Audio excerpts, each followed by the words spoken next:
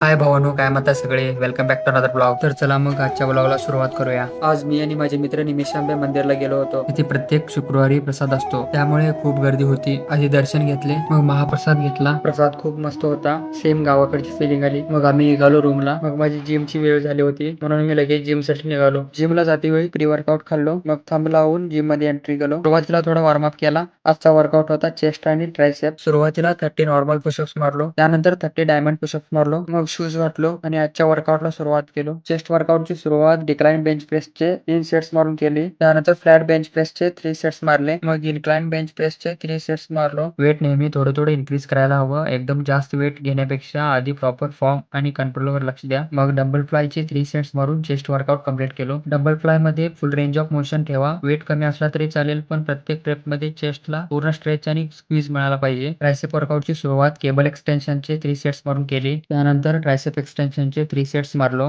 हा एक्सरसाइज ट्रायसेपच्या तिन्ही हेड्सला टार्गेट करतो. मग ट्रायसेप पुशडाऊनचे 3 सेट्स मारलो. आज त्याचा इफेक्ट एकदम जबरदस्त जाणवत होता. मग आरशासमोर थोडं फ्लेक्स केलं. आजचा पंप एकदम नेक्स्ट लेवल होता आणि तेवढ्यात कोणीतरी कॉम्प्लिमेंट पण दिलं. शेवटी ट्रायसेप डिप्सचे 3 सेट्स मारून ट्रायसेप वर्कआउट कंप्लीट केलो. लास्टला साठी हँगिंग लेग रेसचे 3 सेट्स मारून आजचा वर्कआउट कंप्लीट केलो. तर भावानो, हा आहे आजच्या वर्कआउट नंतरचा प्रोग्रेस. आजचा वर्कआउट खरंच भारी झाला. चेस्ट डे म्हणजे माझ्यासाठी बेस्ट डे होता. एक गोष्ट लक्षात ठेवा, दुसऱ्यांपेक्षा स्ट्रॉंग होण्याची गरज नाही, कालच्या स्वतःपेक्षा बेटर होण्याचा प्रयत्न करा. हाच खरा प्रोग्रेस आहे. तर भावानो, आजच्या ब्लॉग पुरते एवढंच. ब्लॉग आवडला असेल तर फॉलो करून नक्की सपोर्ट करा. तर भेटूया पुढच्या व्हिडिओमध्ये. तोपर्यंत आनंदी राहा आणि मेहनत करत राहा.